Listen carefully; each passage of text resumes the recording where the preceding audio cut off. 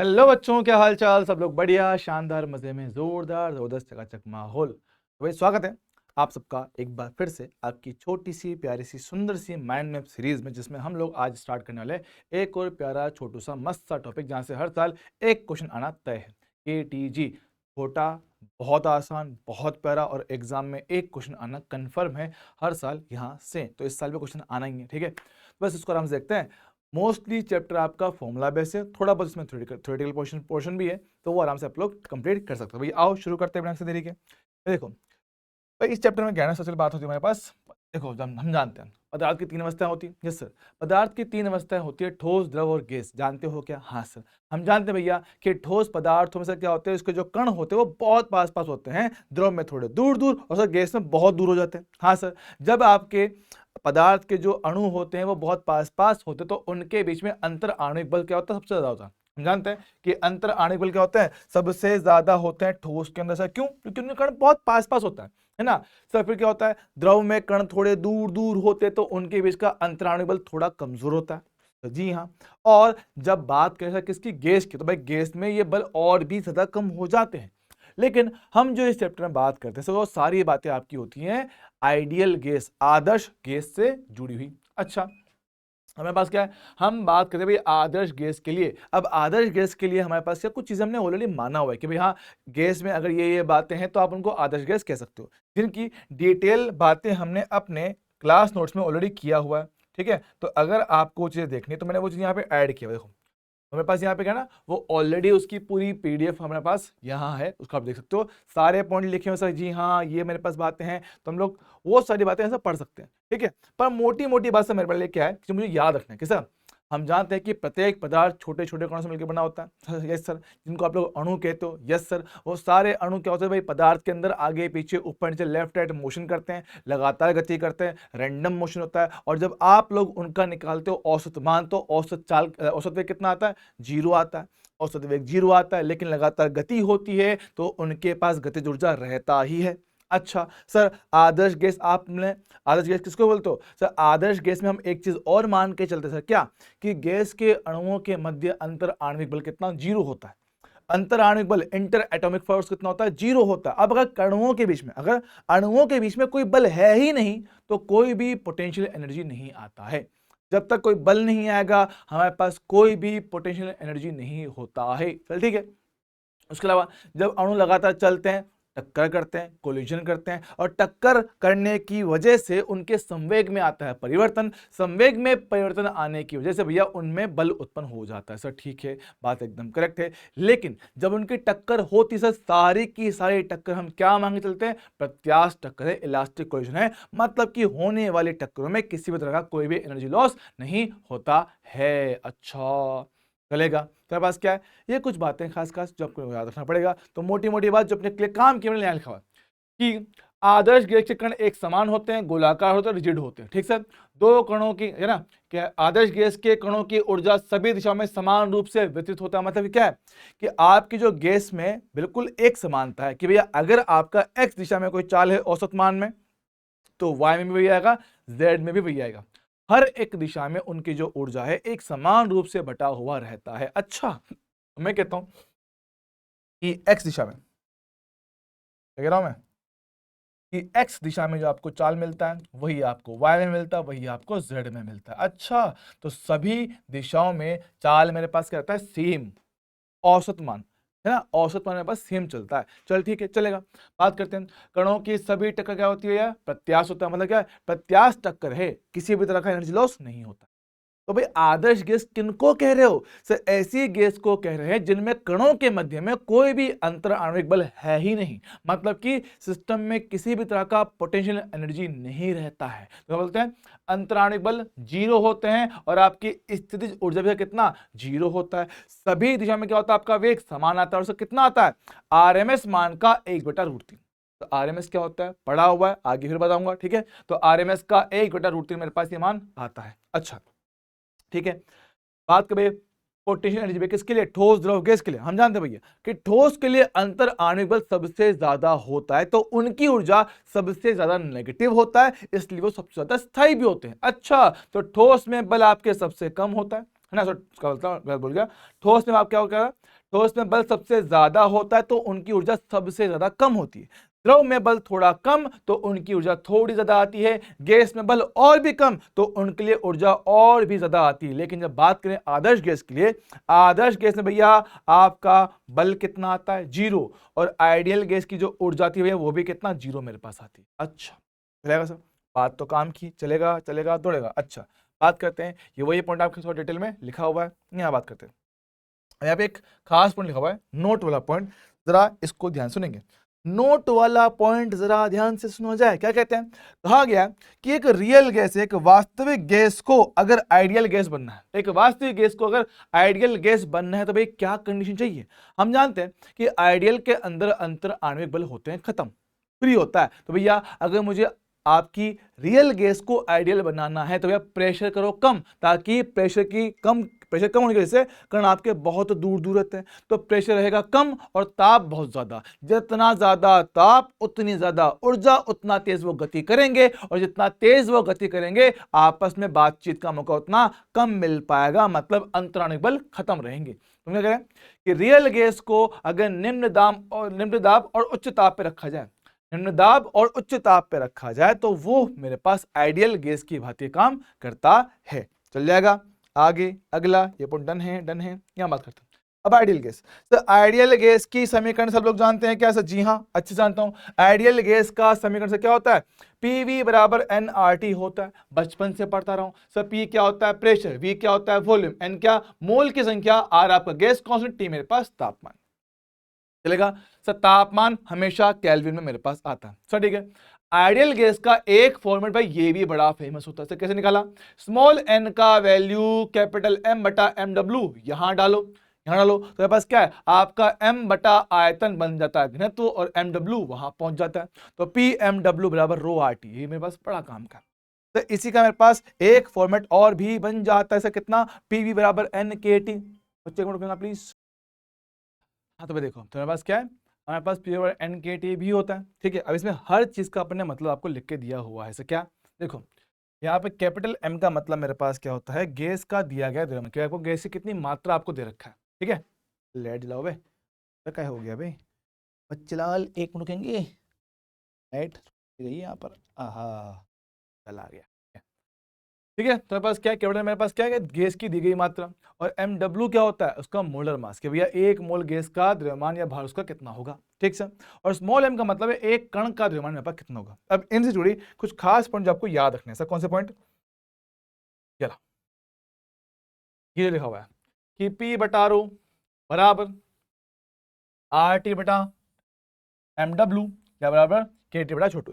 यहाँ पर सब वो बहुत काम का पॉइंट है, क्योंकि भैया इनसे आपको आगे कुछ फॉर्मूला में, नए फॉर्मूला बनाने में आपको हेल्प मिल जाती है, ठीक है। चलेगा, डन। अच्छा बात करते हैं अब इस आइडियल गैस से जुड़े हुए कुछ आपके बहुत छोटे छोटे नियम होते हैं, जो मतलब ज़्यादा काम के तो है नहीं, आपको ऑलरेडी पता है आपने, क्योंकि ये बातें ऑलरेडी केमिस्ट्री में पढ़ा हुआ है, ठीक है। बात समझते हैं, तो पीवी इक्वल्स टू एनआरटी, मैं कहता हूँ कि, अरे रुक जाओ, मैं कहता हूँ कि इसमें हमारे पास क्या पी और एनआरटी है।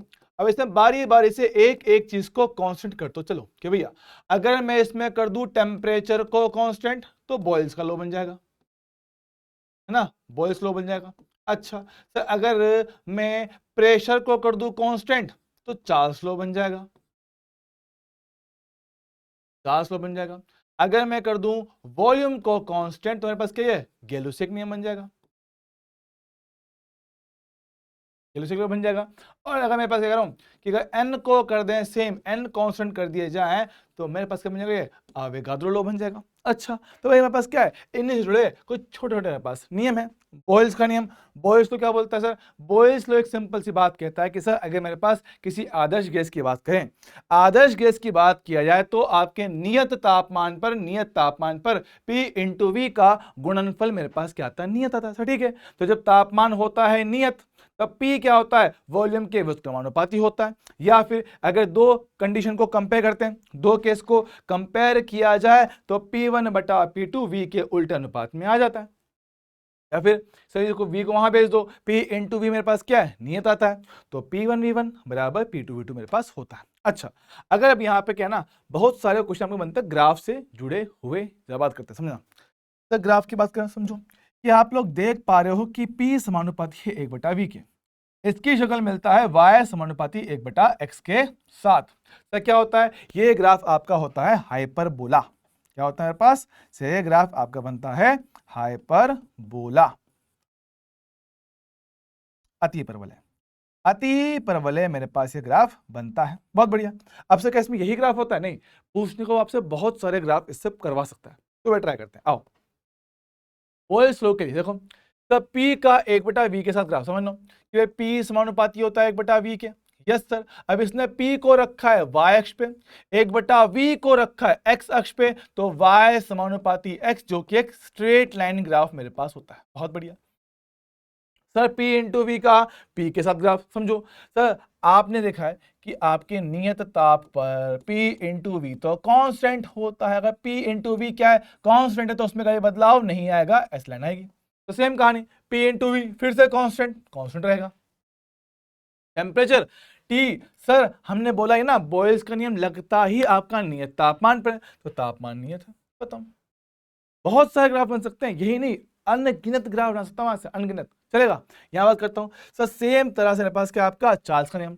चार्ल्स का नियम क्या कहता है कि किसी आदर्श गैस में अगर आपका प्रेशर होता है कांस्टेंट, तो गैस का आयतन तापमान के समानुपाती होता है। अगर मेरे पास P कांस्टेंट है तो V समानुपाती मेरे पास क्या आता है, T आता है। Yes sir. तो इसके हिसाब से क्या कहता है, इसके हिसाब से हम लोग दो केस को कंपेयर कर सकते हैं। क्या, V1/V2 बराबर T1/T2। चल ठीक है। अब इनसे जुड़े हुए हमारे पास क्या है, ग्राफ के कैसे कैसे क्वेश्चन आपसे वो करवा सकता है। जब आप समझते हैं ग्राफ की बात करें सर, ग्राफ की बात की जाए P और V का, हम जानते हैं भैया कि P और V में हमने बोला कि बॉयल आपके चार्ल्स के नियम के अनुसार प्रेशर क्या है, कांस्टेंट है। अगर प्रेशर कांस्टेंट तो भाई वो नहीं बदलेगा, एक मस्त लेटी हुई शानदार लाइन आएगी। तो ठीक है, चलेगा, दौड़ेगा, शानदार।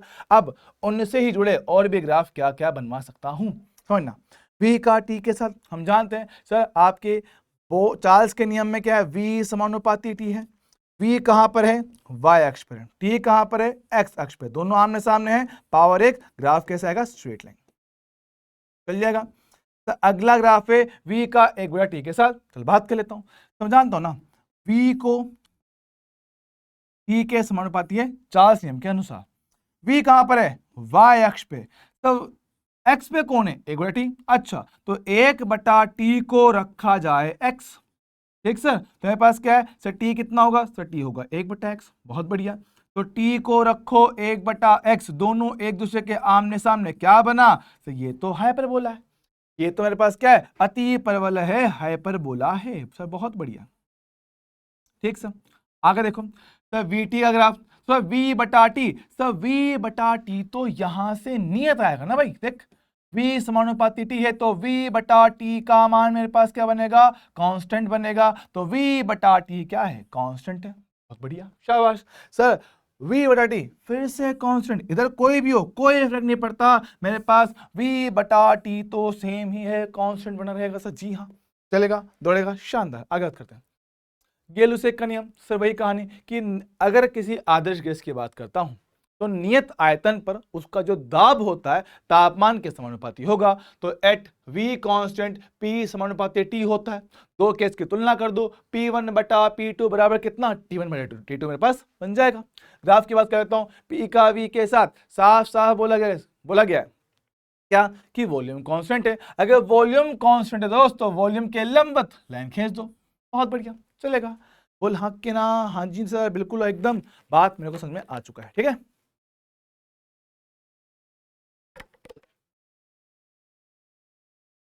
सुनेंगे सर। और क्या ग्राफ बना सकता हूं, समझ लो। P का T के साथ, क्या P समानुपाती T है, यस सर।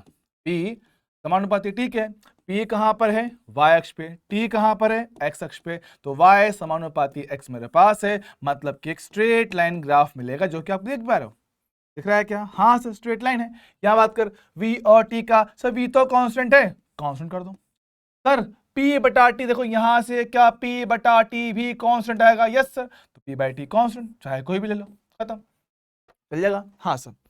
फिर आवेगाद्रो का नियम क्या बोलता है कि सभी गैसेस के लिए समान ताप, दाब और आयतन पे, समान ताप, दाब और आयतन पे उनमें उपस्थित अणुओं की संख्या समान आती है। क्या बोलता हूँ, उनमें उपस्थित अणुओं की संख्या मेरे पास क्या आता है, सेम टू सेम निकल कर आता है। अच्छा क्या कह रहा हूँ, उनमें समान मेरे पास अणुओं की संख्या आती है। तो at same temperature, pressure and volume सभी गैसों में अणुओं की संख्या क्या होती है, समान होता है।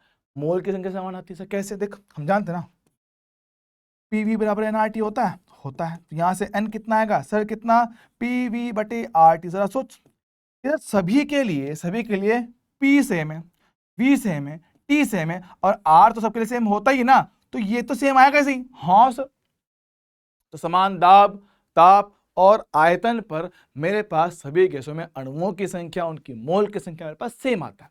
चलेगा, डन, ओके। अगला डाल्टन का नियम। डाल्टन का नियम क्या बोलता है कि मान लो किसी बर्तन के अंदर दो या दो से अधिक गैसेस भरी हुई है, एक बर्तन के अंदर दो या दो से अधिक गैस भरा हुआ है, तो हम कह रहे हैं कि उस सिस्टम का, उस मिश्रण का जो मेरे पास क्या है कुल प्रेशर होता है, वो सभी की सभी गैसों के आंशिक दाब के योग के बराबर होता। मतलब कि हर एक गैस अलग अलग कितना प्रेशर उत्पन्न करता, उन सभी को जोड़कर आप लोग उस गैस का कुल प्रेशर निकाल सकते हो। सिंपल सा, चलेगा, डन है। बात करें क्या, अब एकांक आयतन की गतिज ऊर्जा, ये रखना पड़ेगा फॉर्मूला।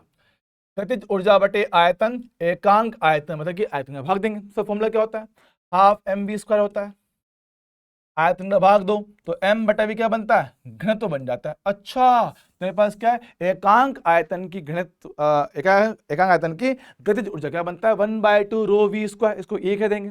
सर ऐसे ही मेरे पास क्या है, आप लोग फॉर्मूला निकालते हो प्रेशर का, तो प्रेशर का फॉर्मूला बनता है 1/3 रो वी स्क्वायर। अगर दोनों को आपस में भाग देकर सॉल्व करोगे तो pressure is equal to 2/3 into E. Sir ये क्या है, एकांक आयतन की गतिज ऊर्जा।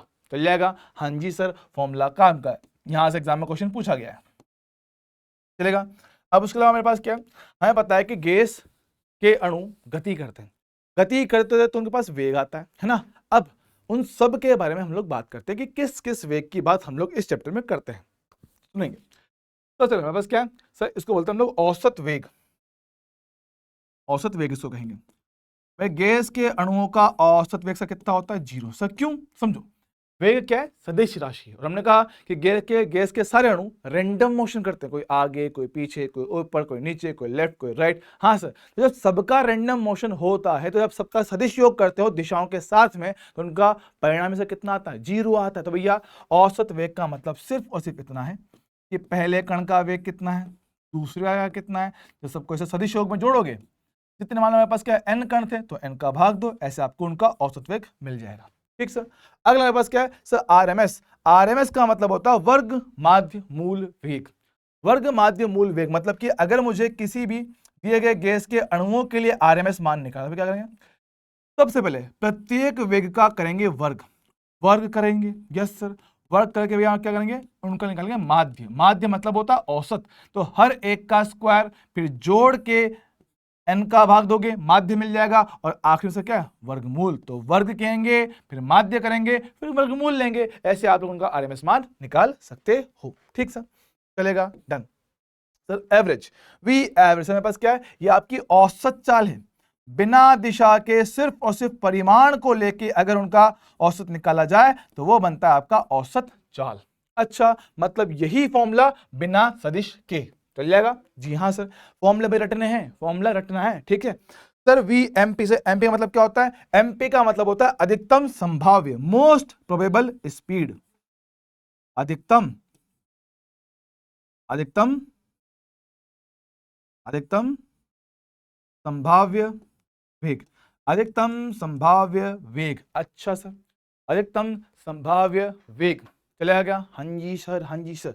अब बात समझो, अधिकतम संभाव्य का मतलब होता है कि भाई गैस में क्या, गैस में बहुत सारे अणु हैं, हर एक अणु की अपनी अपनी एक रफ्तार है, तो मोस्ट प्रोबेबल स्पीड वो वाली स्पीड होती है जो सबसे ज्यादा पार्टिकल के पास है। क्या बोल रहा हूं, सबसे ज्यादा पार्टिकल के पास जो वाला स्पीड है उसी को बोलते हैं मोस्ट प्रोबेबल स्पीड, अधिकतम संभाव्य वेग। अच्छा, सब बात में एकदम समझ पा रहा हूं, आई होप इसमें हमें कोई दिक्कत वाली बात नहीं होगा। हाँ सर, अब देखो सबके लिए फर्स्ट फॉर्मूला याद रख लो, है ना, 3p बटा रो, 8p बाय पायरो, 2p बटा रो। हाँ सर, चलेगा। अब ये जो बाकी फॉर्मूला है ये कहां से बनेंगे, ये मैंने आपको पीछे एक चीज याद करने को कहा था, तो कौन सा, ये P बटा रो बराबर RT बटा MW। तो भैया P बाय रो का वैल्यू ये रखोगे तो आपको अपने आप वो बचे हुए फॉर्मूले दिख जाएंगे। अच्छा, P बटा रो को क्या लिखोगे, RT बटा MW या KT बटा छोटा m, सब बहुत बढ़िया, ऐसे इनको रख सकते हो। तो K क्या होता है, K हमने भैया यहाँ लिखा हुआ है। सर K क्या होता है, सर K मेरे पास आपका होता है बोल्ट्जमान नियतांक। ये क्या होता है, बोल्ट्जमान नियतांक से कैसे निकालते हैं, R बटा NA से निकाला जाता है। चल जाएगा बॉस, बोल्ट्जमान नियतांक चल जाएगा दोस्तों। हाँ जी सर, ये क्या होता है भैया, आपका सार्वत्रिक गैस नियतांक। ठीक है, चलेगा। हाँ जी, आगे बढ़ेंगे, आगे बढ़ेंगे, फॉर्मूला याद करेंगे। सर ठीक है, तो ये अलग से एक फॉर्मूला क्या लिखा हुआ है भाई, अलग से जो लिखा हुआ ना, ये मेरे पास है वेलोसिटी ऑफ साउंड। साउंड ध्वनि का वेग, ओहो ध्वनि का वेग है ये,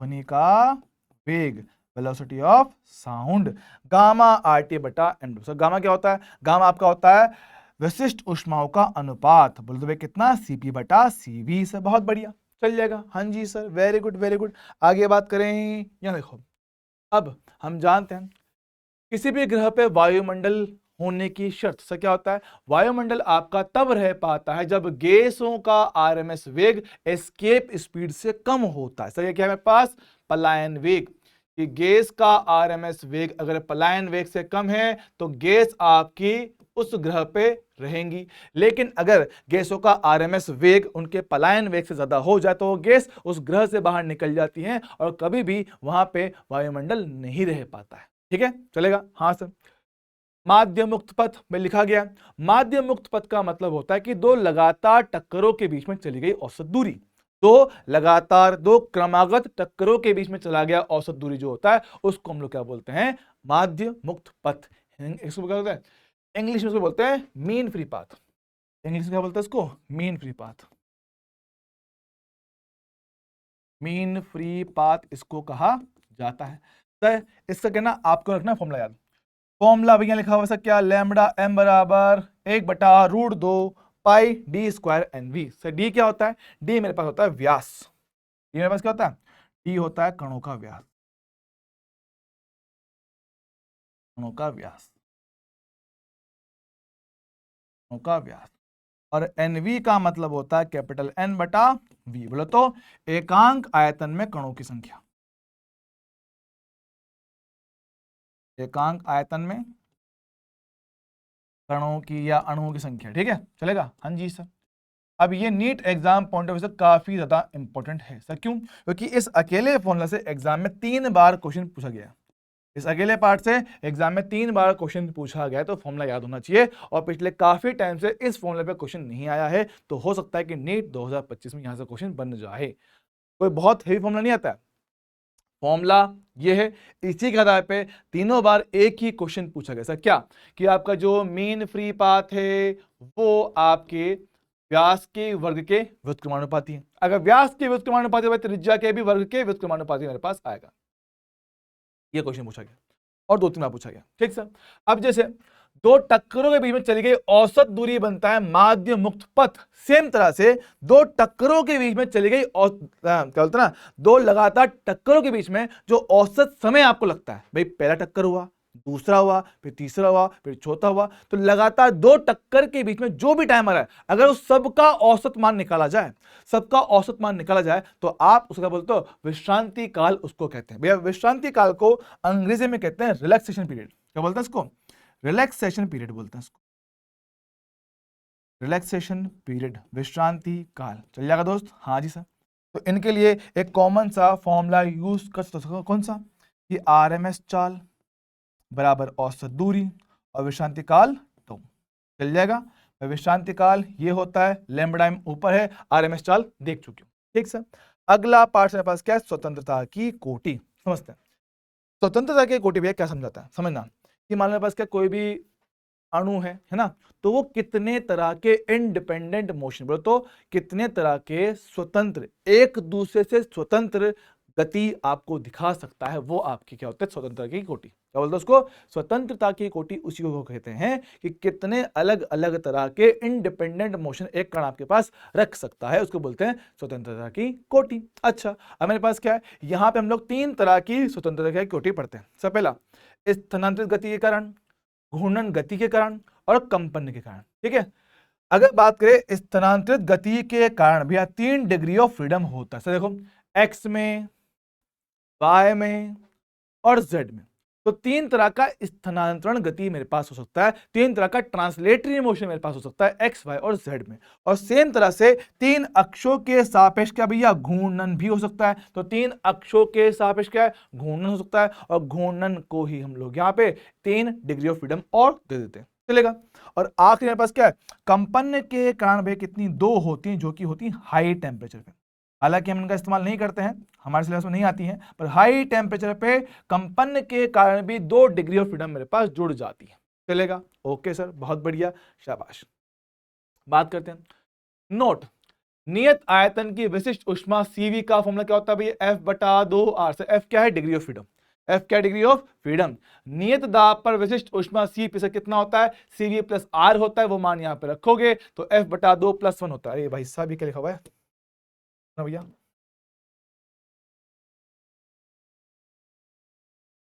F/2 + 1 × R होता है, ठीक है, चलेगा। तो ये भाई याद रखेंगे। यहां से एक बात हमें क्लियरली दिख पा रहा होगा सर, क्या कि CV में R जोड़ा तो मुझे CP मिला, तो सर ठीक है, CP का मान हमेशा कितना CV से बड़ा आता है, ऐसा क्यों होता है? देखो नियत दाब पे क्या होता है, नियत दाब पे जब कभी आप लोग ऊष्मा प्रदान करते हो तो ऊष्मा का कुछ हिस्सा हमेशा आपका कहां जाता है, आंतरिक ऊर्जा में संचित होता है, और कुछ हिस्सा उसका कार्य में जाता है, कुछ हिस्सा उसका क्या होता है, कार्य में जाता है। तो क्या होता है, तापमान बढ़ाने के लिए जो ऊर्जा मिल रही है नियत दाब पे थोड़ा कम मिलता है, लेकिन यही काम अगर नियत आयतन पे किया जाए तो भाई नियत आयतन पे कार्य तो हुआ ही नहीं, नियत आयतन पे कार्य तो हुआ ही नहीं, तो जो भी आप ऊष्मा देते हो वो सारा का सारा कहां जाता है, आंतरिक ऊर्जा में। तो क्या होता है, नियत आयतन पे तापमान बढ़ाने के लिए कम ऊर्जा की आवश्यकता पड़ती है, लेकिन नियत दाब पर आपको एक्स्ट्रा देना पड़ता है, क्योंकि कुछ ऊर्जा का कुछ हिस्सा भी कार्य के रूप में उपयोग कर लिया जाता है। ठीक है, चलेगा, हाँ जी सर। तो याद रखना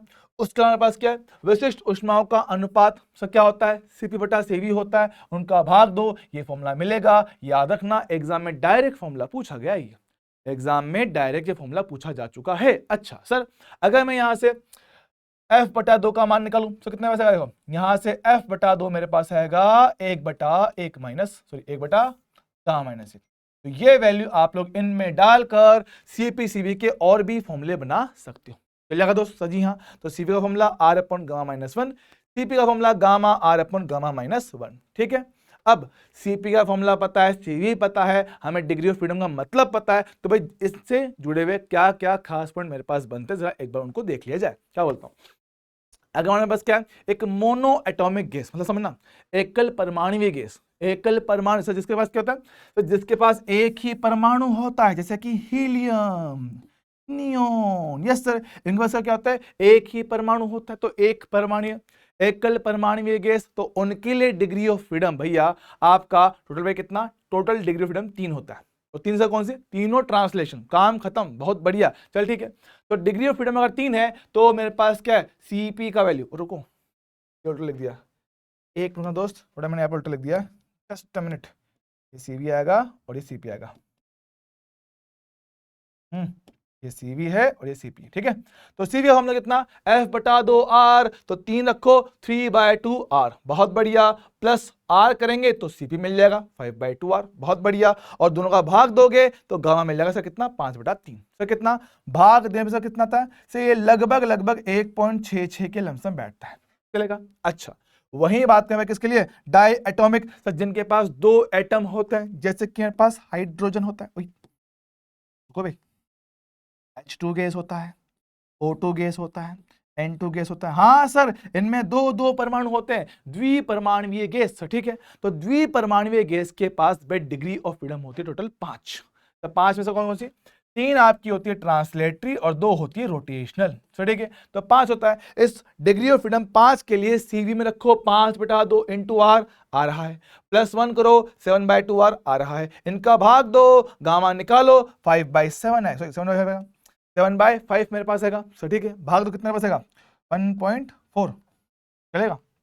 देन सेम तरह से मेरे पास क्या है, ट्राई एटॉमिक लीनियर स्ट्रक्चर। मेरे पास क्या है, लीनियर मतलब एक ही लाइन की स्ट्रक्चर है।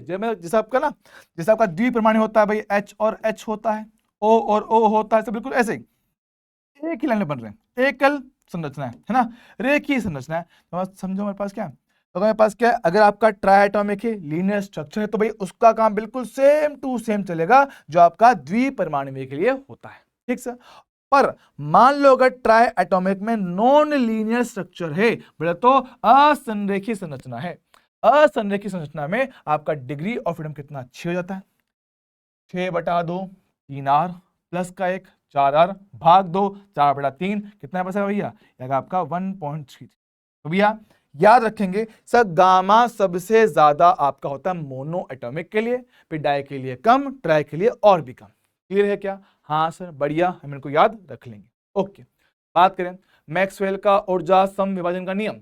मैक्सवेल का जो ऊर्जा समविभाजन नियम कहता है कि सर क्या, कि किसी भी गैस में जो कुल ऊर्जा उसकी होती है वो सभी डिग्री ऑफ फ्रीडम में एक समान रूप से बढ़ता है। जो भी ऊर्जा है कि हर एक डिग्री ऑफ फ्रीडम को लेकर जो उसके पास ऊर्जा है वो फिक्स है दिए गए तापमान पर। दिए गए तापमान पे हर डिग्री ऑफ फ्रीडम के लिए जो ऊर्जा आपको मिलता है वो फिक्स होता है। हम बात करें भैया तो इस नियम के अनुसार अगर बात करूं मैं किसके लिए, एक अणु के लिए बात करता हूं, तो एक अणु के लिए बात करें कि पर डिग्री ऑफ फ्रीडम, एक डिग्री ऑफ फ्रीडम के लिए ऊर्जा कितना, 1/2 kT। एक अणु एक डिग्री ऑफ फ्रीडम से कितना, 1/2 kT। सही तो हुआ है। एक डिग्री ऑफ फ्रीडम के लिए 2 हो तो डबल, 3 हो तो ट्रिपल, F हो तो F गुना F/2 kT।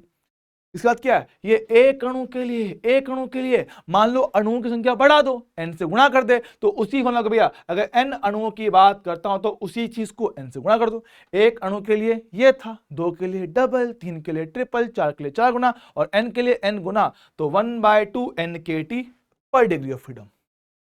Sir f degree के लिए तो f से गुणा कर दो, F/2 n kT। बहुत बढ़िया। तो याद करते हैं, हमने पढ़ा था PV बराबर nRT होता है, साथ में nkt भी होता है, तो आप nkt को nRT से रिप्लेस कर सकते हो, F/2 nRT। ये मेरे पास क्या है, इसकी कुल ऊर्जा का फॉर्मूला बन जाता है।